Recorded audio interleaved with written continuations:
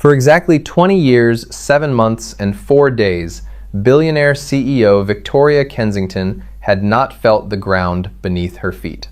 She had exhausted the brilliant minds at Johns Hopkins, spent tens of millions at the Mayo Clinic, and resigned herself to a life confined within a custom-built titanium wheelchair. The world's greatest neurologists had unanimously declared her spinal cord irreparably severed after a catastrophic car crash. Her fate was permanently sealed, or so the medical establishment claimed. But they didn't account for a muddy-booted, exhausted single father delivering a cardboard box on a rainy Tuesday, a man who possessed no medical degree, yet spotted the sinister, multi-million-dollar lie hidden in plain sight. High above the fog line of San Francisco, the Kensington estate sat like a sterile glass fortress overlooking the Golden Gate Bridge. Inside, the temperature was strictly regulated to 68 degrees. The air was filtered through hospital-grade HEPA systems, and the only sound that echoed through the marble hallways was the high-pitched, rhythmic hum of a motorized wheelchair. Victoria Kensington, 42 years old and the sole heir and CEO of Kensington Biomedical, maneuvered her chair toward the floor-to-ceiling windows. Her reflection in the glass showed a woman of striking, severe features, her dark hair pulled back into an uncompromising knot. Beneath the tailored Saint Laurent blazer, a rigid, state-of-the-art carbon fiber brace encased her torso, locking her spine into what her doctors called optimal therapeutic alignment. 20 years ago, a horrific collision on the Pacific Coast Highway had crushed her sports car and, allegedly, her L4 and L5 vertebrae. She had woken up in a trauma ward with no sensation below her ribcage. Since that day, her world had shrunk from ski slopes in Zermatt to boardrooms and sterile living quarters. She trusted no one, save for the man who had pulled her from the wreckage and managed her care ever since. Dr. Harrison Gallagher, Kensington Biomedical's chief medical officer. Miles away, in a cramped, damp apartment in the Mission District, Thomas Wyatt was trying to coax his 8-year-old daughter, Maya, to take her nebulizer treatment. "Just 10 more deep breaths, sweetheart," Thomas said, his voice gentle but laced with exhaustion. He watched the mist curl around Maya's small face. Her asthma was severe, complicated by a rare autoimmune condition that required expensive, out-of-pocket treatments that his insurance company, Pacific Blue Health, aggressively refused to cover. Thomas rubbed his eyes. He was 38, a former lead structural engineer at Boeing. 3 years ago, corporate downsizing had cost him his career, and his wife's sudden passing shortly after had cost him his anchor. Now, to keep his flexible hours and pay for Maya's specialists, he worked for SecureLogix Freight, a premium delivery service that transported highly sensitive medical supplies, confidential documents, and specialized pharmaceuticals for the ultra-wealthy. "Daddy, you're going to be late," Maya rasped, pulling the mask down. "I'm never late, kiddo," Thomas smiled, kissing her forehead before handing her over to Mrs. Higgins, their elderly neighbor who watched Maya during his shifts. He grabbed his heavy canvas jacket, the worn leather of his boots squeaking against the linoleum. He had a tight schedule, and his first drop-off was a highly sensitive delivery of proprietary IV nutrient blends for a VIP client in Pacific Heights. The San Francisco rain was relentless as Thomas pulled his delivery van up to the imposing iron gates of the Kensington estate. After a thorough security screening that involved retina scans and x-raying the packages, he was escorted by 2 silent security guards into the cavernous foyer. "Wait here," one guard grunted, leaving Thomas dripping rainwater onto the pristine white marble. A few moments later, the quiet whir of a motor approached. Victoria Kensington rounded the corner, her face buried in a tablet. She didn't look up. "Just leave the insulated boxes on the console. And tell your dispatcher that the temperature gauge on yesterday's shipment was off by 0.2 of a degree. It's unacceptable." Thomas blinked, wiping a bead of rain from his brow. "Ma'am, the internal monitors logged a stable 36 degrees Fahrenheit for the entire route. I checked the telemetry myself before I brought it to your door." Victoria finally looked up, her eyes, a piercing, icy blue, narrowed. She was not used to being contradicted. Certainly not by delivery drivers tracking mud onto her imported Italian stone. "The log is wrong," she stated flatly, "and you are dripping on my floor. Leave the boxes and go. Thomas felt a flash of irritation. He had slept 3 hours, fought with an insurance adjuster all morning, and was in no mood for aristocratic condescension. He walked over to the console, but as he shifted the heavy, insulated box, the slick condensation on the exterior caused it to slip. He lunged to catch it, twisting awkwardly. The box slammed onto the marble. The lid popped off and 3 glass vials of amber liquid shattered, splattering across the floor and onto the wheels of Victoria's custom chair. Silence hung in the massive room, heavy and suffocating. "Do you have any idea," Victoria whispered, her voice vibrating with cold fury, "how much those synthetic neural peptides cost?" "I apologize," Thomas said, immediately dropping to one knee to carefully gather the broken glass. My hands were wet. "I'll call Secure Logics and have them dispatch a replacement order immediately from my own pay." "Your pay?" Victoria let out a short, hollow laugh. "Mr." She glanced at the badge on his jacket. "Mr. Wyatt, you could work for 100 lifetimes and not cover the cost of what you just destroyed. Get out." Thomas stood slowly, holding the shards in his calloused hands. He looked down at the woman in the chair. He didn't see a terrifying billionaire. He saw someone trapped, angry, and surrounded by an architecture of isolation. "I said I'd replace it, and I will," Thomas said firmly, his voice devoid of the usual sycophantic fear she encountered. "But for what it's worth, Miss Kensington, whatever they're charging you for those peptides, it's a scam. The active ingredient is just a stabilized B12 complex. I read the manifest. You're paying millions for fancy vitamins." Victoria froze, genuinely stunned by his audacity. Before she could call security to throw him out, Thomas deposited the glass into a nearby waste bin, nodded politely, and walked out into the rain. Against all logic, Victoria didn't have Thomas fired. She had tried to, but when Dr. Harrison Gallagher reviewed the incident, he smoothly advised her to let it go. The stress of a lawsuit or replacing the courier team isn't good for your blood pressure. "Victoria," Gallagher had purred, his perfectly capped teeth flashing in a reassuring smile. "I'll have the lab whip up another batch. Focus on the upcoming board vote." The board vote. In 2 weeks, Kensington Biomedical was slated to vote on absorbing a massive pharmaceutical conglomerate. Victoria wanted to veto the merger, knowing the conglomerate intended to bury Kensington's affordable medical patents to protect their high-priced monopolies. But Gallagher, who held significant proxy power, was subtly building a case that Victoria's deteriorating physical health was affecting her mental acuity. Over the next month, Thomas Wyatt remained her regular driver. A strange, abrasive dynamic developed between them. Thomas refused to treat her like glass. If she was rude, he called her out. If she complained about the weather, he reminded her she lived in a climate-controlled box. Slowly, the icy walls around Victoria began to thaw. She found herself looking forward to the muddy boots and the complete lack of pretense. She learned about his former life as an engineer and, more importantly, she learned about Maya. One Tuesday afternoon, Thomas arrived to find Victoria in the middle of a physical therapy session in her private gym. "Doctor." Gallagher was present. Supervising as a technician, adjusted the intricate carbon fiber and steel brace that encased Victoria's lower torso. "Tighten the lumbar ratchets," Gallagher instructed the technician.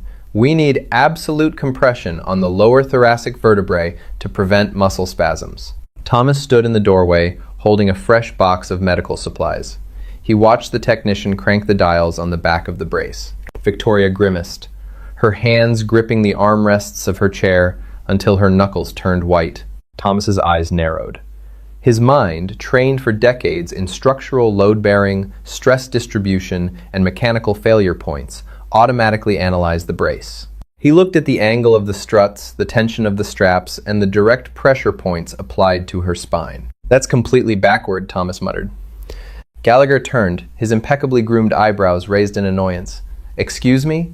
Are you still here, delivery boy?" Thomas stepped fully into the room, setting the box down. He walked straight toward Victoria, his eyes locked on the brace. "I said, the load distribution on that rig is backward," Thomas said, his voice carrying the quiet authority of a man who used to design the skeletal frameworks of commercial jets. He pointed to the lower lumbar section. You have the primary tension struts pulling inward, creating a fulcrum right at the L4-L5 junction. If the goal is to stabilize the spine, you disperse the weight to the hips and shoulders. This design doesn't support her spine. It acts as a mechanical vice. It's actively compressing the nerve roots. Gallagher let out a patronizing chuckle, stepping between Thomas and Victoria. Fascinating. I wasn't aware Secure Logics required their couriers to hold advanced degrees in neuroorthopedics. Miss Kensington's brace is a proprietary, FDA-approved device designed by the top biomedical engineers in the country. Then your engineers are idiots, or they're trying to break a bridge, Thomas shot back. He looked past the doctor, meeting Victoria's eyes. Miss Kensington, I spent 15 years calculating structural tolerances. If you apply constant, focused PSI to a central axis without dispersion, you cut off the flow of energy. In a building, it causes a collapse. In a human body, it cuts off the nerves. That brace isn't helping you. It's strangling your spinal cord. Enough! Gallagher barked, his face flushing red. Security! Remove this man immediately! Two heavy-set guards rushed into the room, grabbing Thomas by the arms. Look at the blueprints for the brace, Thomas yelled as he was dragged backward toward the door. Look at the localized transdermal pads on the inside of the lumbar strap. What are those releasing into your skin, Victoria? Look at it. Get him out of here! And ban him from the premises, Victoria shouted, her chest heaving. She was furious. How dare he? How dare a delivery driver walk into her home and question the medical care that had kept her alive for 2 decades? Once Thomas was thrown out, the room fell silent, save for Victoria's ragged breathing.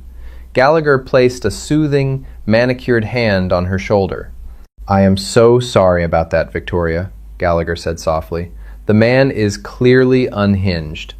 Perhaps the stress of his daughter's illness has caused a psychotic break. Don't give his ramblings a second thought. I won't, Victoria lied. That night, lying in her custom orthopedic bed, Victoria couldn't sleep. The mansion was dead silent. The rain lashed against the reinforced glass windows. A mechanical vice, Thomas's words echoed in her mind. With trembling hands, she reached under the covers and traced the edges of the heavy brace she was required to wear 24 hours a day. Her fingers brushed against the thick lumbar strap. There, hidden on the interior padding, she felt them. Small, rigid squares embedded in the fabric. Transdermal patches. Gallagher had always told her they were anti-inflammatory pads to prevent bed sores. But as she pressed her fingernail into one, a sharp chemical numbness instantly radiated into her fingertip. A cold dread pooled in Victoria's stomach. Using her upper body strength, she dragged herself to the edge of the bed and pulled herself into her wheelchair. She wheeled over to her private server terminal and, bypassing the standard medical dashboard Gallagher monitored, she hacked into the raw manufacturing schematics of the neurosomatic lumbar brace. It took her 2 hours of bypassing encrypted firewalls, a skill she hadn't used since her early 20s, to find the original patent documents filed under a shell company owned by Gallagher. She stared at the glowing blueprints. Thomas Wyatt, the exhausted father in muddy boots, was absolutely right. The schematics explicitly detailed a neural suppression fulcrum. Furthermore, the chemical composition of the transdermal patches wasn't an anti-inflammatory. It was a potent, localized, synthetic neurotoxin, a derivative of a paralytic agent designed to keep motor neurons perpetually dormant. The accident 20 years ago hadn't severed her spinal cord. It had bruised it. Dr. Harrison Gallagher, the man she trusted with her life, the man poised to steal her company, hadn't been treating her paralysis.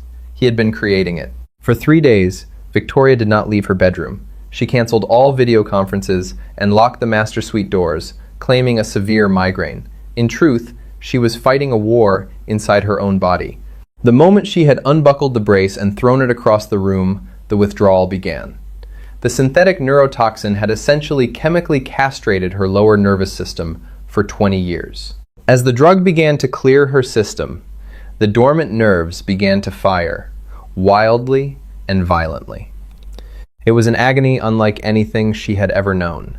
It felt as though millions of glass shards were being forced through the veins in her legs. She lay on the floor, shivering, sweating, and biting into a leather belt to keep from screaming and alerting the household staff. She couldn't call another doctor. She didn't know who was on Gallagher's payroll. She couldn't call the police. She had no physical proof that wouldn't be dismissed as the paranoia of a sick woman. And Gallagher would immediately enact the medical proxy to have her committed. She was entirely alone. By the evening of the third day, a massive atmospheric river slammed into Northern California. The storm brought hurricane-force winds that ripped through San Francisco, uprooting ancient eucalyptus trees and snapping power lines. At 9 p.m., the grid supplying Pacific Heights blew out.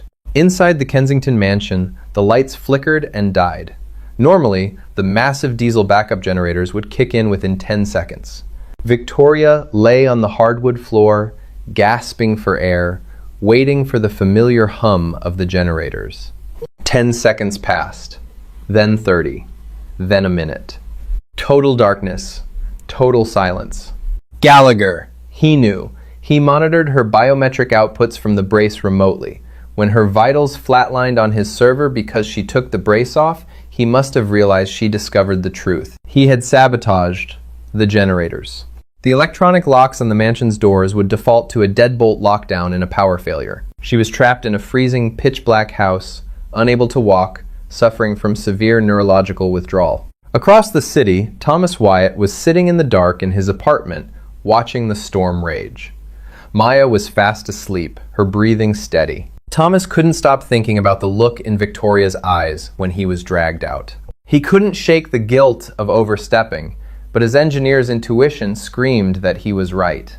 When the power grid map on his phone showed Pacific Heights going dark, Thomas felt a sudden, sickening drop in his stomach. He knew the electronic security systems in those mega mansions. He knew Victoria relied on automated medical equipment that required constant power.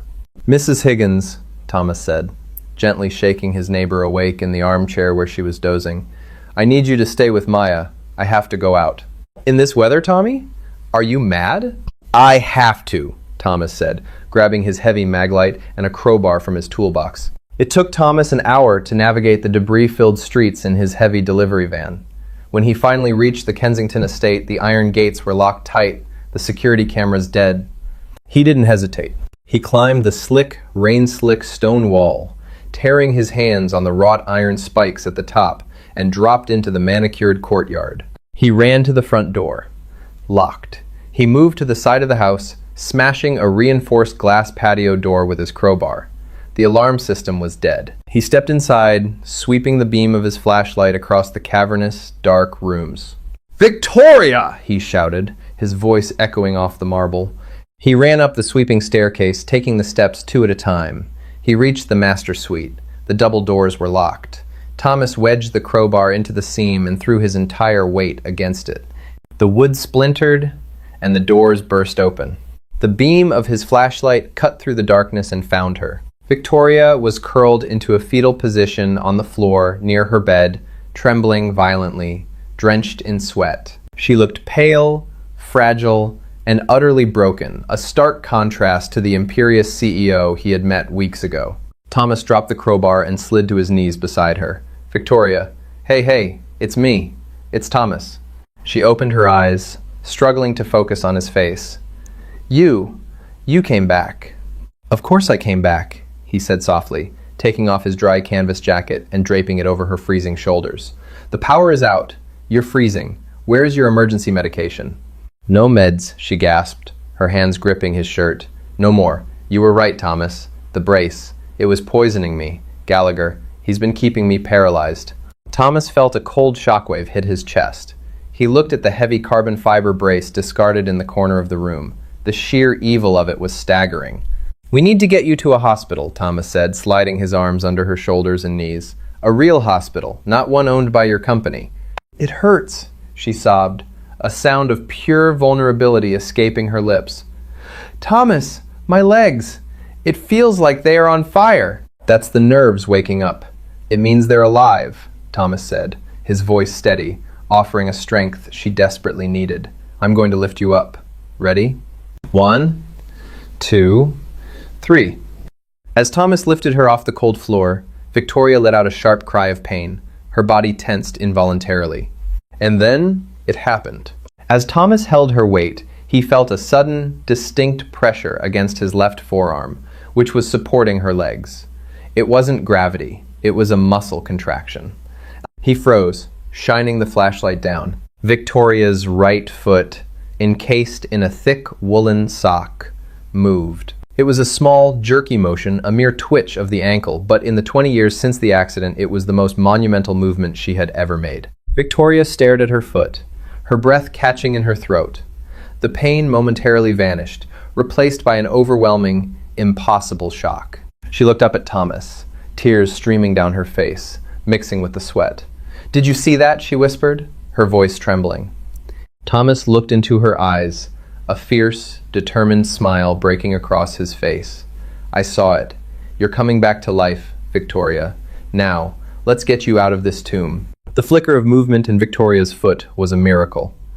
But they had no time to celebrate.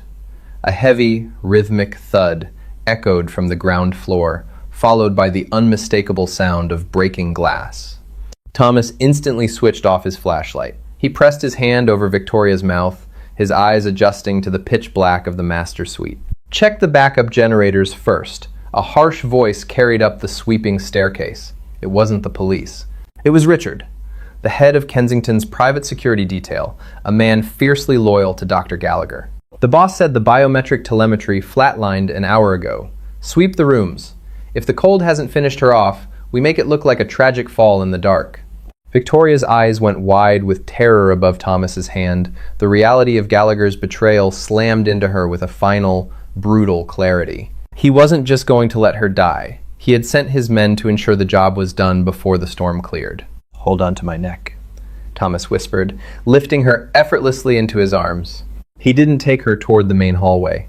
Instead, he carried her to the walk-in closet. Victoria, despite her pain, pointed a trembling finger toward a concealed cedar panel at the back. It was a service corridor designed by the original architect for the domestic staff, long forgotten by everyone except the woman who had spent 20 years staring at the blueprints of her own prison. Thomas kicked the panel inward. He maneuvered them into the narrow, dusty passage, just as the heavy oak doors of the master suite were kicked open behind them. Flashlight beams sliced through the dark bedroom, missing them by inches. They descended the service stairs in agonizing silence. Victoria bit down on Thomas's canvas collar to suppress her groans of pain. The withdrawal from the synthetic neurotoxin was tearing through her nervous system like wildfire. They reached the sub-basement garage. Thomas's delivery van was parked out on the street, but getting there meant crossing the floodlit driveway. Instead, he spotted an old, heavy-duty utility truck the landscapers used, keys hanging carelessly from the ignition. He settled Victoria into the passenger seat, hot-wired the garage bay doors to bypass the dead electronics, and slammed his foot on the gas. The heavy truck burst through the wooden bay doors, tires screaming against the wet pavement. Gunfire popped over the roar of the storm, Richard and his men shooting from the balcony, but the thick metal frame of the utility truck absorbed the impact. Thomas smashed through the wrought iron service gates and disappeared into the flooded, chaotic streets of San Francisco. Where? Where are we going?" Victoria gasped, clutching the dashboard as another wave of neurological fire swept through her legs. "We can't go to a hospital. Gallagher's holding company owns a stake in half the emergency rooms in the Bay Area. He'll flag my name." "We aren't going to a hospital," Thomas said, his grip white-knuckled on the steering wheel. "We're going to a mechanic." 30 minutes later, Thomas carried Victoria into the back room of a dilapidated auto body shop in the Mission District. The shop was owned by Arthur Pendleton, an eccentric, retired trauma surgeon who had lost his medical license a decade ago for running an off-the-books clinic for undocumented immigrants. He was also the man who had desperately tried to help Thomas's late wife when their insurance, Pacific Blue Health, cut off her treatments. Arthur took one look at Victoria. Then, at the discarded carbon fiber brace, Thomas dragged in behind them. "She's toxic," Arthur muttered, shining a penlight into Victoria's dilated pupils. "Severe alkaloid poisoning. What the hell did they put in that torture device?" "A localized synthetic paralytic," Thomas said grimly. "Arthur, I need you to detox her, and I need you to document everything, every chemical in her blood, every muscle response. We are going to build a bomb to drop on Kensington Biomedical." For the next 2 weeks, the back room of the auto shop became a secret sanctuary and a grueling rehabilitation center. The withdrawal was barbaric, but as the poison left her system, the miracle Thomas had witnessed in the mansion became a daily reality. With Arthur managing the severe pain and Thomas utilizing his engineering background to build a makeshift set of parallel walking bars out of welded exhaust pipes, Victoria fought for her life. It was here, stripped of her billions, her title, and her pristine glass fortress, that she discovered her true strength. It was also here that she met Maya. Since Thomas couldn't leave Victoria's side, Mrs. Higgins brought his daughter to the garage after school. Maya, small and pale, would sit quietly with her nebulizer, watching the billionaire CEO struggle, sweat, and cry as she tried to force her legs to support her weight. One afternoon, Victoria collapsed against the metal bars, panting, tears of frustration in her eyes. She felt a small hand tug on her sweat-soaked t-shirt. She looked down to see Maya holding out a battered juice box. "My dad says, when the structure feels weak, you just need to reinforce the foundation," Maya said softly, coughing slightly into her sleeve. "You're doing really good, Miss Victoria." Victoria took the juice box, her heart breaking. She knew about Maya's autoimmune disease. She knew the treatments were denied. And as the CEO of the parent company that owned Pacific Blue Health, she knew exactly the algorithms her executives used to automatically reject expensive claims like Maya's to boost quarterly profits. "Maya," Victoria said, her voice hoarse, "when your dad makes a promise, does he always keep it?" "Always," the little girl smiled. Victoria looked across the garage at Thomas, who was covered in grease, analyzing the chemical breakdown of the neurotoxin on Arthur's ancient computer. He had risked his life, his job, and his freedom for a woman who had treated him like dirt. "Then I'm going to make you a promise too," Victoria whispered to the little girl. "Everything is going to change." The executive boardroom at Kensington Biomedical was a sprawling masterpiece of intimidation, perched on the 50th floor of a glass and steel skyscraper in the heart of the financial district. A 40-foot slab of polished rare mahogany dominated the space, surrounded by floor-to-ceiling windows that offered a panoramic, God's-eye view of a sun-drenched San Francisco. It was a Tuesday morning, exactly 18 days since Victoria Kensington had vanished into the storm. The board of directors, a ruthless collection of wealthy, severe men and women who controlled billions in pharmaceutical assets, sat in hushed, nervous murmurs.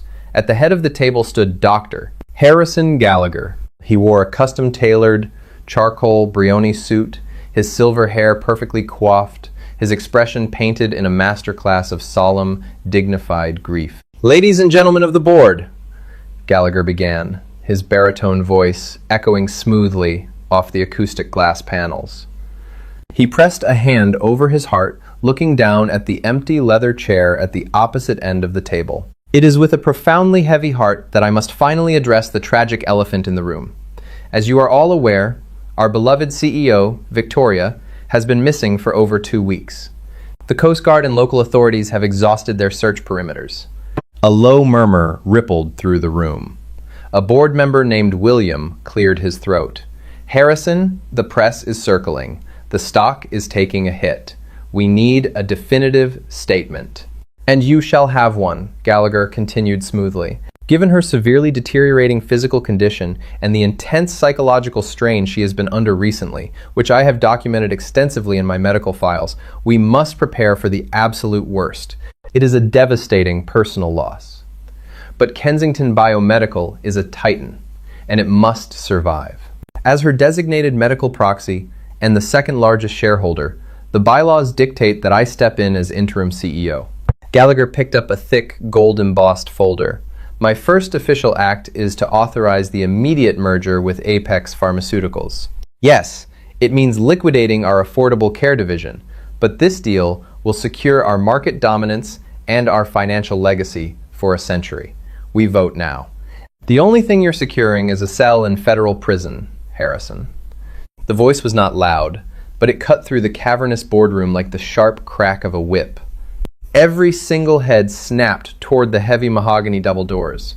There stood Victoria Kensington. She was not strapped into her $150,000 titanium wheelchair.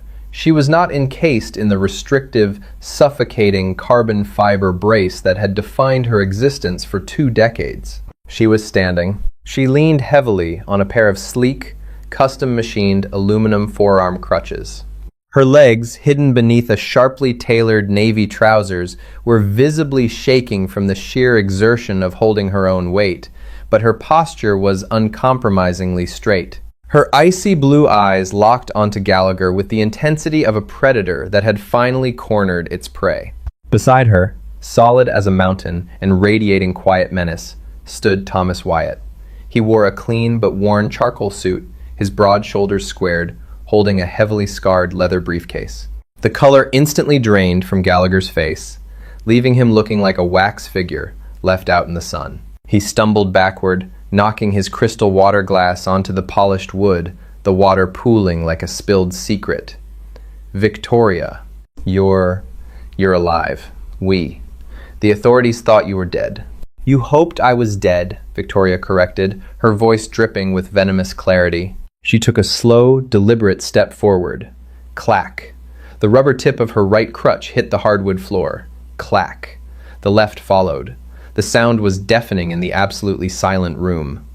Thomas walked in perfect lockstep beside her.